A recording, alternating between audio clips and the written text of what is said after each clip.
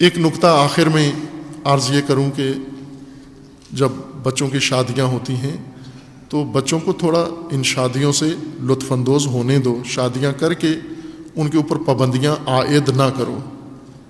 ان بچوں کو تھوڑا حق دو, اختیار دو کہ اپنی نجی زندگی میاں بیوی بے شک بزرگوں کے سائے میں ہو, لیکن ان کو تھوڑا موقع دو, آزادی دو ان کو, گھر کے اندر آزادی دو ان کو کم از کم, کہ انہیں کوئی چیز کھانے کو جی کرتا ہے کھانے دو ان کو, اگر کوئی چیز پہننے کو جی کرتا ہے پہننے دو ان کو, اگر دونوں کہیں گھومنے جاتے ہیں گھومنے دو ان کو, جانے دو کہیں تفریح کر رہے ہیں جا کے, اگر کوئی شوق ہے تو میاں بیوی ہیں جوان ہیں آپس میں ایک رشتہ, مثلا بیوی کی توقع ہے شوہر سے کہ یہ چیز تو مجھے جوس پلا دو, وہ ساس اماں جوس کی دشمن ہے, خبردار تو نے مجھے جوس نہیں پلایا کبھی, اس کو کیوں پلائے گا, تیرے ابا نے مجھے آج تک جوس نہیں پلایا, تو اس کو کیوں جلوس پلائے گا. یہ کیا طریقہ ہے؟ ان کو بچے ہیں, ان کی زندگی ہے, ان کو گزارنے دو زندگی آزادی کے ساتھ.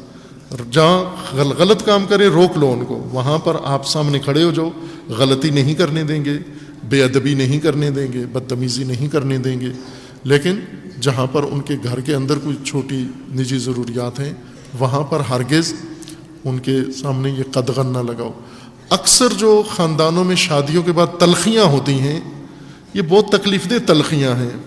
کسی بھی گھر میں, جب میں اپنی قلبی کیفیت بیان کر رہا ہوں کہ بعض لوگ آ کے بتا دیتے ہیں, کوئی رائے حل پوچھنے آتے ہیں, بعض نہیں بتاتے لیکن پتہ چل جاتا ہے کہ اس خاندان کے اندر یہ تلخی ہو گئی ہے. بہت تکلیف ہوتی ہے, دکھ ہوتا ہے کہ یہ کیوں ایسے ہیں. مومن ہوتے ہوئے گھر کے اندر شادی کے بعد دوسرے دن لڑائی جھگڑے, گلے شکوے, تہمتیں, بہتان اور ناراضگیاں, لڑکی اٹھ کے ماں کے گھر آ گئی. یہ دو وجہ سے ہوتا ہے. یہ غلطیاں دو کرتے ہیں. ایک, میاں بیوی آپس میں چھوٹی چھوٹی باتیں اپنی بڑوں کو, ماں باپ کو بتا دیتے ہیں. مثلا لڑکی کو فرض کرو انڈا فرائی چاہیے تھا, انڈا آملیٹ دے دیا انہوں نے, فوراً ماں کو فون کرے گی, یہ صحیح ناشتہ ہی نہیں دیتے مجھے. اس کو پراٹھا چاہیے تھا, خشک روٹی دے دی, فوراً فون کرے گی, پراٹھا نہیں ملا آج مجھے. اسی طرح لڑکا ہے, چھوٹی سی بات اپنی اماں کو بتا دے گا. یہ نہ کرو یہ کام. ایک دوسرے کے رازدار بنو. میاں بیوی رازدار ہوتے ہیں, ایک دوسرے کی باتیں, لڑکی اپنے شوہر کی باتیں اپنی اماں کو نہ بتائیں, سہیلیوں کو بھی نہ بتائیں. لڑکا بھی اپنی بیوی کے راز اپنی اماں کو نہ بتائے. آپس میں رازدار بنو, محرم راز بنو ایک دوسرے کے, عمر بھر کے لیے محرم راز, ساری عمر کے لیے. بیوی خزانہ ہو شوہر کے رازوں کا, اور شوہر خزانہ ہے بیوی کے رازوں کا. ان کی کسی پڑوسی کو بھی پتہ نہ چلے کہ آپس میں ان کے کیا مسائل ہیں. ہوتا ہے چھوٹا موٹا گلا شکوہ, لڑتے ہیں, اور لڑنا چاہیے میاں بیوی کو آپس میں صداقت ثابت کرنے کے لیے کہ ان کو محبت ہے. محبت میں تھوڑا گلا شکوہ آتا ہے. جو میاں بیوی نہیں لڑتے وہ کچھ چھپاتے ہیں, وہ دوسرے کے لیے کلیئر نہیں ہے, شفاف نہیں ہے. انہیں تھوڑا بہت, ابھی پچھلے دنوں میں نے ایک خبر پڑھی تھی, عربی کسی ملک میں بیوی نے جا کر عدالت میں کیس کیا اپنے شوہر پر کہ یہ مجھ سے لڑتا نہیں ہے. یہ ہاں واقعی آپ نے بھی پڑھی ہوگی, یہ خبر آئی تھی, عام چھپی تھی کہ, اور جج بھی بہت حیران تھا کہ یہ پہلا کیس ہے, اس میں کون سا قانون لاگو ہوتا ہے. شوہر کو اس نے بلا کے پوچھا کہ بھائی تم لڑتے کیوں نہیں ہو اس سے. اس نے کہا کہ مجھے یہ اتنی اچھی لگتی ہے کہ غلط باتیں بھی کرتی ہے تو بھی میں ہنستا رہتا ہوں آگے سے. وہ عورت کہہ رہی تھی ہمارے بچے ہو گئے ہیں, میں حسرت میں ہوں کہ ایک دن یہ مجھ سے لڑائی کرے, جھگڑا کرے گی. آپ میاں بیوی اور بچوں کے لڑائیوں میں بڑے نہ پڑیں. اگر پتہ بھی چل گیا ہے آپ کو, نہ پڑیں. میاں بیوی کی لڑائی میں دوسروں کی مداخلت, کوئی بھی, ان کے ماں باپ ہوں یا کوئی بھی ہو, یہ بے وقوفی ہے. یہ میاں بیوی بچوں کی طرح بے تکلف ہوتے ہیں. صبح لڑتے ہیں شام کو ٹھیک ہو جاتے ہیں, شام کو لڑتے ہیں صبح ٹھیک ہو جاتے ہیں. چونکہ ان کی زندگی میں کوئی بڑا مسئلہ ہوتا ہی نہیں ہے, چھوٹے چھوٹے مسئلے ہوتے ہیں. چھوٹے مسئلے ان کو خود کہہ دو کہ خود حل کرنے ہیں. جس طرح جنگ شروع خود کیا, جنگ ختم بھی خود ہی کرو, ہماری طرف لے کر نہیں آنا. بھلے جہاں ان کی ضرورتیں ہیں, جہاں مشکلات ہیں, جہاں رہنمائی کی ضرورت ہے وہاں پر حتماً کریں. خصوصاً ساس صاحبہ یہ اپنے جذبات کنٹرول کریں، اور اپنی جو بہو ہے، بیٹی ہوتی ہے، سب کو میں کہہ رہا ہوں کہ وہ جس طرح احترام سے لے کر آتے ہو. کتنی ہمارا کلچر بہت اچھا ہے، پہلے بہت اچھا تھا، اب تھوڑا سا یہ شادی حال کی وجہ سے آلودہ ہو گیا ہے. شادی حال میں لڑکی مردوں کے سامنے بٹھا دیتے ہیں دلہن بنا کے سجا کے بیوٹی پارلر سے.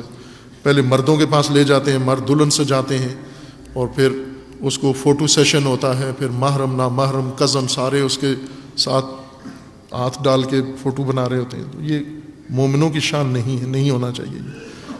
دلہن خصوصاً پرانے زمانے میں مومنین شادی جب ہوتی تھی عورت کی تو اس کو کتنے دن، کئی مہینے پہلے ہی ستر بٹھا دیتے تھے کہ اس کو دیکھے بھی کوئی نہ، رشتہ دار بھی کوئی نہ دیکھے. یہ احترام ہے اس کا.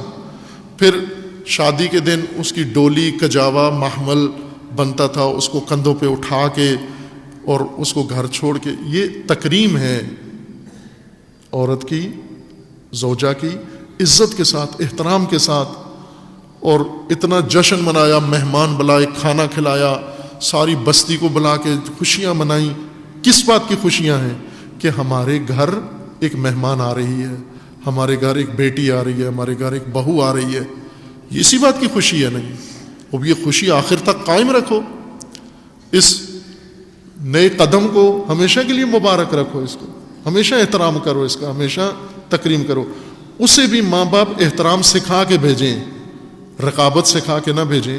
اسے احترام. جہیز میں کچھ بھی نہ دو، ایک چمچ بھی نہ دو. کہ جہیز دینا لڑکیوں والوں کے لیے واجب نہیں ہے، غلط ہے، مرد پر واجب ہے. سارا خرچہ شادی کا، گھر کا خرچہ، سامان، بستر، چمچ، ڈونگے، ڈشیں، پلنگ، رضائیاں، تلائیاں اور گدے اور سراہنے اور یہ ساری چیزیں، فریج، ٹی وی، یہ سب کچھ، اوون، یہ مرد کے ذمے ہے کہ وہ گھر میں پورا کرے. گھر بھی اس کا. عورت ٹرک بھر کے نہ لائے.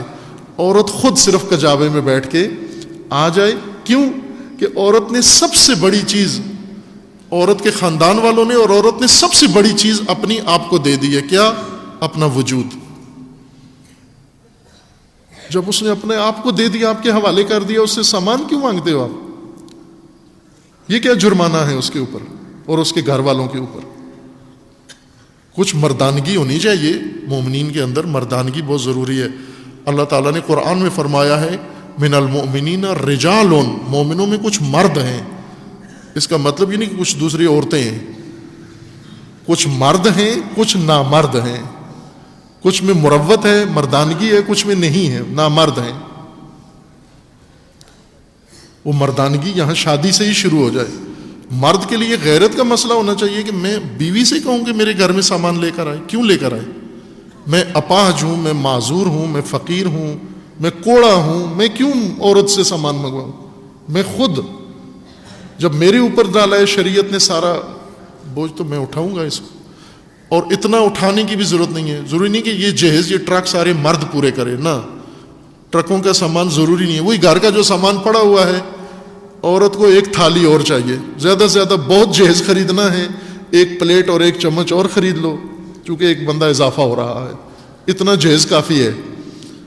اتنا جہیز بے روزگار مرد بھی خرید سکتا ہے، ایک پلیٹ اور ایک چمچ اضافی، چونکہ دسترخوان پہ لگنا ہے.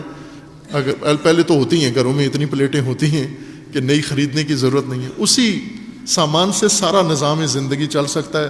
آپ کو اللہ تعالیٰ کثرت سے بیٹے دے انشاءاللہ. سب کو، جو شادی شدہ ہیں ان کو پہلے دے، جو نہیں ہیں ان کو پہلے شادیاں دے، پھر میں بیٹے دے ان کو. جب بیٹوں کی شادیاں کرو آپ، اللہ 10 بیٹے دے آپ کو، 12 بیٹے دے انشاءاللہ. ان 12 کی بیٹیاں لے کر آؤ، بہو لے کر آؤ گھر کے اندر، اور گھر کا جو سامان پہلے سے پڑا ہوا ہے اسی کے اندر وہ سارے گزارا کر لیں گے. نیا بھرنے کی ضرورت نہیں ہے. یہ رسمیں مومنوں سے دور ہونی چاہیے. اپنی زندگیوں سے نکالو یہ جہیز والی لعنت کو. مومنین عمل کر کے دکھائیں تاکہ باقی معاشرہ بھی اس سے نجات پائے. مداخلت نہ کریں ان کی زندگیوں میں، تلخیاں نہ ہوں، ہمیشہ خوشگوار اور ہمیشہ وہ زندگی ہنی لائف عمر بھر کے لیے انشاءاللہ.